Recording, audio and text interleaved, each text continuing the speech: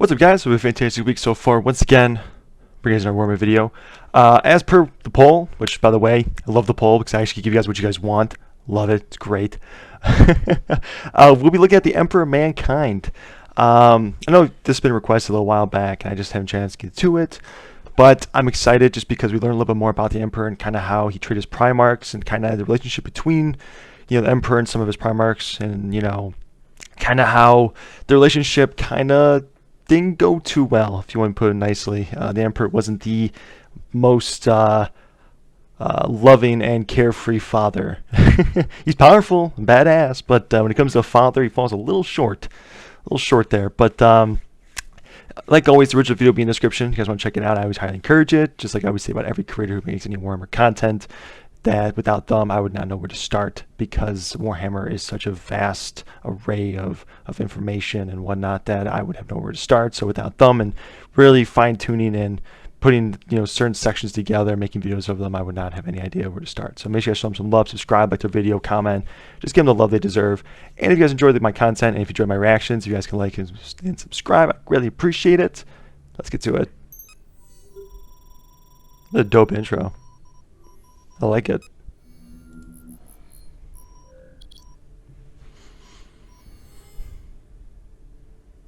Lost amidst the endless temples, fortresses, and hive ecologies that have long since covered Holy Terror, there can be found a lone mountain. Upon its harsh granite face have been carved the stern visages it's a beautiful of shot. 4 warrior kings, to which countless pilgrims now offer sacrament. Who these men were, that the Imperium of Man should choose to honor them in such a way upon the divine soil of the throne world itself, has long since been lost to the ages. They are venerated simply as nameless heroes, and that is enough for the faithful. The notion that such figures might predate the Imperium itself died upon the lips of historical scholars who perished millennia ago, and if any thought to assert such claims now, they would surely be executed for heresy. Yet this lone mountain... What? Someone died from heresy? In Warhammer? In the Imperium? That's crazy. That never happens.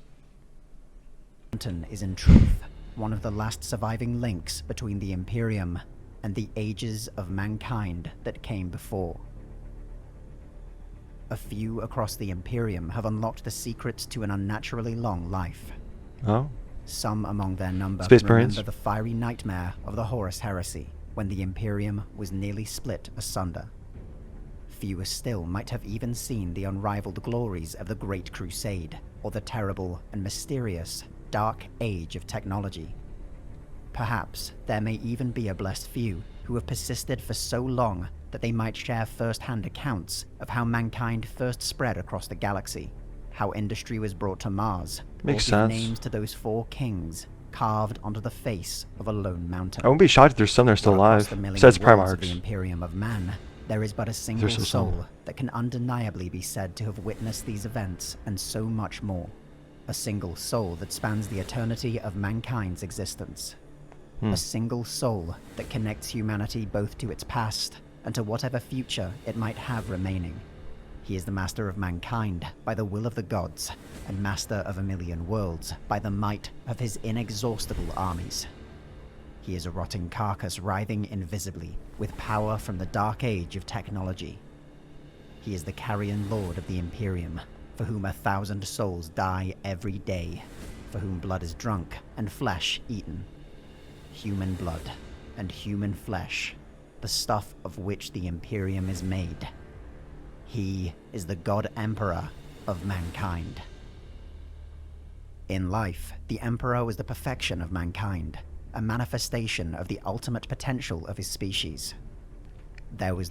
And in my opinion, that's just like a misconception too, because like if you watch any other content about him, he's not the most subtle person. Like when he's with like his kids and whatnot, he wasn't really the most better. He wasn't the best father figure. So I mean, exteriorly he's powerful, strong, can lead armies and whatnot. But when it comes to, saying the right thing at times and then making the right move, he kind of fell short in some areas. No field in which he did not excel. Especially when trying to No retrieve his physical Primarchs as or well. mental test in which he Probably the only exhibited people that can anything less than actually collectively transcendent take him talent. down. He was a peerless statesman, military leader, philosopher, and scientist. Seemingly immortal, he was able to craft his mind and body across countless lifetimes, but his experience accounts for only a fraction of his ability. The Emperor was a psyker, able to draw power from the extra-dimensional realm known as the Immaterium. His capabilities here were likewise unrivaled, and there were few beings to have ever existed across reality that demonstrated his same level of control or raw psychic strength. In death, the Emperor is a shattered wreck, more corpse than man, yet clinging to life through both his own inexorable will and the wondrous forgotten technologies of the Golden Throne. His physical body is a frail, withered husk, a prison of flesh. For 10,000 years, he has sat immobile and silent. Only his mind endures, yet locked in an eternal battle against the ruinous powers within the Immaterium. So long as he remains, there is hope for the galaxy. Yet should he fall, all reality would be lost beneath the tide of demonic 10,000 madness years. and despair. It's a long How a time. being such as the Emperor first came to walk among mankind is likely beyond human understanding. There are many within the Imperium who would claim that the Emperor has always existed in some form, and to suggest otherwise is the highest form of heresy. Of course. Countless Everything's Trinians have heresy. been put to death for interpreting the Emperor in a fashion outside of the sanctioned Imperial cult, and to think a reputable account of his origins might be found in such a regime is to invite madness. And yet, records within the Library Sanctus appear to shed light on his beginnings, though none but the Emperor himself can say for sure to what degree such stories reflect reality. According to ancient texts, the being that would become the Emperor was born some 50,000 years ago in a long-forgotten region of Terra. Some accounts claim he was intended to be the first and greatest of a new race of human psykers, a collective reincarnation of extinct shamans, sorcerers, and wise men who had guided humanity during prehistoric times. For thousands of years before becoming the Emperor, he guided and watched humanity develop. He traveled the globe, assuming countless names and identities, sometimes adopting the persona of a great leader or advisor, a crusader, religious leader, or even messiah. He's done it all. More often, however, he remained an unknown contributor to events, influencing their outcomes in a way that did not betray his involvement. Whatever his actions, all were ultimately in the service of humanity, guiding his race along a path of survival that he alone could see. As more I think that's kind of what made him like obsessed with it. You know, it's like he got so tunnel vision and just like humanity that he forgot about like there's actual people in, you know, like the idea of humanity. There's actually people there, you know, and I feel like that's kind of where he fell a little short, at least in my opinion, just from some of the actions he's taken. I don't know enough about him to have like a clear-cut opinion of him, like solid, you know, like that. But I don't know, man. I mean, like, you know, he may sound great, but from some stuff I've heard, he doesn't sound like he's the greatest thing ever. I mean, clearly he's done a lot, but I mean, he ultimately failed though because the Imperium turned into what he didn't want it to become, what he hated.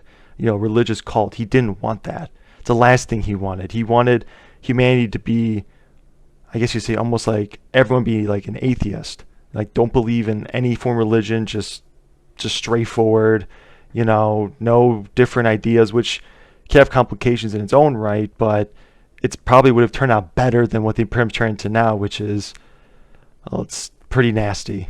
and more humans were born with the same ability to shape the powers of the Immaterium, the Emperor realized he would need to take a more direct and open role in mankind's affairs than ever before. The collapse of the Age of Technology brought about a time of ruin, and without the Emperor's guidance, mankind would perish. Oof. The Emperor's first appearance in modern Imperial records is as one of the many petty warlords who struggled for control of Terra during the 30th millennium.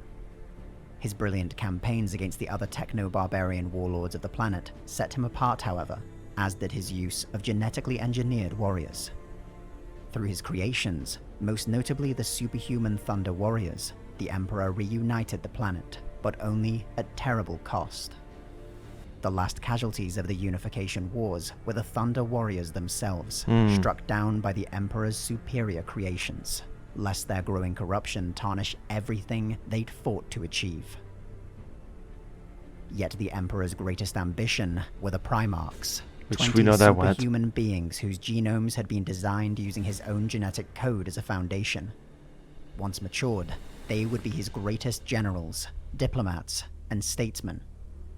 The power of the Emperor, however, had been recognized by the malevolent entities of the Immaterium, and seeking to disrupt his plans, they cast out his 20 sons across the galaxy. In the absence of his generals, the Emperor instead worked to craft his armies. Using genetic samples derived from each of the Primarchs, the Emperor raised legions of new superhuman warriors, the Astartes, and began his reconquest of the solar system.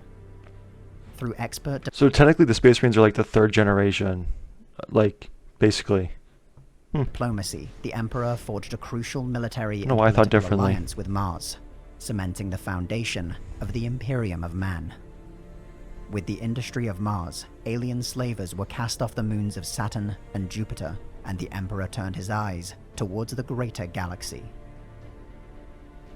The Great Crusade has achieved a legendary status within the Imperium, surpassed only by the Emperor himself. The reports of great victories and triumphs over Xenos races, heretics, and lost human dominions Always were heretics. so numerous as to be essentially endless.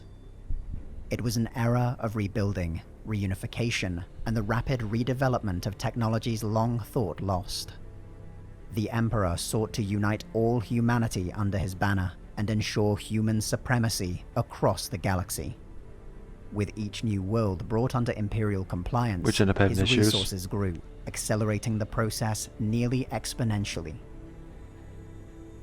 But the Great Crusade also brought the Emperor back into contact with his lost sons, and not all had grown to be the men he had intended them to be. The galaxy they were cast into was one of brutal terrors and cruelty. While all among the Primarchs had become expert statesmen, powerful warriors, and wise philosophers, many exhibited very human failings: fear, hate, arrogance, and jealousy. Yet, the Emperor remained confident enough in their abilities to turn the Great Crusade over to their care, and in particular, his favored son, Horus Lupercal. The Emperor returned to Terra to personally oversee the construction of the Imperial Webway. This was his ultimate goal, Whoa. a new means of faster-than-light travel that would forever free mankind from its reliance on the Immaterium, and protect it from the depredations of chaos that lay within. Which you guys know has a lot of But drawbacks the to ruinous this. powers of the Immaterium had long since realized the threat to their existence posed by the Emperor, and moved to thwart his ambitions. Through their manipulation of the Primarchs, the Chaos Gods convinced 9 among their number to betray the Imperium. Horus himself had become their greatest prize, and together with his brothers launched a decisive strike against the work of their father. The tragedies of the Horus heresy are without number, yet none so cruel as its final turning point. As the Imperial Palace on Terra burned at the hands of the Chaos Legions and demonic hordes, the Emperor confronted Horus aboard his flagship, the Vengeful Spirit. The battle between the Emperor and Horus was like nothing the universe had ever seen, before I would or love to see since. it. The powers unleashed were simply beyond comprehension. The Emperor had confronted Horus as a means to end the conflict in a single stroke, but according to legend, found himself unable to kill a son he still truly loved. It is said Horus tore off one of his father's arms, shattered many of his organs, and still the Emperor refused to deliver a killing blow. From what accounts survived, it appears that it was only when Horus casually and cruelly flayed a man alive who attempted to intervene that the Emperor realized his son was truly lost. That's what it took, not not him viciously ripping your arm off and crushing your organs and everything. No. I mean, I gotta give respect to his name there, but I mean, you think after how you give him mercy and he keeps on trying to kill you, you might, the bell might start ringing a little bit, but it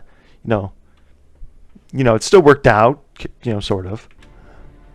The psychic energies that destroyed Horus tore his soul from reality in a manner that blotted the arch-traitor from all existence. It was an act of destruction so final that not even the powers of the Chaos Gods could save or revive their fallen champion. Oof. But the act had come too late. The Emperor was mortally wounded. His final instructions to the loyal son that had found his crippled body described how to modify the Golden Throne. It had been intended to form the heart of the Imperial Webway. Now it would be an arcane form of life support, holding together the Emperor's crumbling body. Through his will, the Astronomicon would be projected, a psychic beacon allowing travel through the Immaterium and the survival of mankind. For 10,000 years, the Emperor has persisted atop the Golden Throne, his spirit guiding an Imperial... Now, I know that this is like lasted 10,000 years and whatnot, but do you think that like they would try to find another way to do faster space travel? You know, I'm just guessing that because you're basically relying on a basic carcass to project this pathway to travel through, which it works, but like all you're doing is like slowly shaving off time very slowly until there's nothing left. You know, that's kind of what you're doing. You know, if that kind of makes sense.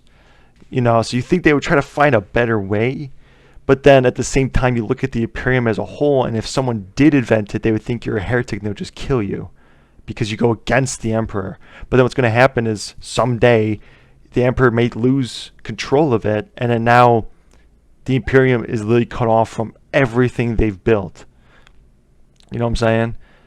And they can't do anything about it because they've never progressed a different form of technology or a backup plan in case things go wrong, just to hold the Imperium together. They are very blinded, you know, by their religious beliefs, you know. And he's done it for 10,000 years, which I guess that give you some security, or say false security, but I don't know, man. That has become a grim mockery of his original intentions. In the Great Crusade, the Emperor brought to the Imperium a materialistic, atheistic faith based on reason and science, rejecting all vestiges of irrationality and superstition. Now, superstition and irrationality rule over all, with just the Emperor's true values derided as heresy and witchcraft. The Emperor fought to purge all forms of religious faith and break the power it had always had over humanity. Now, the Emperor himself is venerated as a god, worshipped by countless souls as humanity's divine protector. The Emperor's ultimate goal was to rid humanity of the influence of the ruinous powers. Now the fates of both have intertwined to such an extent that it may be impossible to ever reverse. This comes back. With his ascension to the status of a deity, the nuances of his personality and character have been lost. Was the Emperor a loving father to his sons and all humanity, or a cold and calculating tyrant whose brutal methods tarnished his eventual triumphs? 50-50. The truth is likely somewhere in between. Thank you. Now, look at that, I know what I'm doing. Regardless, the being who today sits atop the Golden Throne is likely far different than the man who is interned within it. Oh, without a doubt. With each passing year, it is said that the power of the Golden Throne grows weaker, and the Astronomicon it projects across the galaxy diminishes with it. Only the greatest tech priests of the Adeptus Mechanicus know the truth.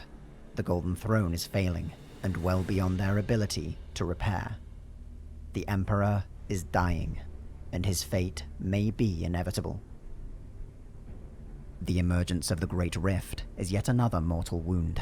The Imperium has been severed in two, and tens of thousands of worlds are now caught upon the very gates of hell.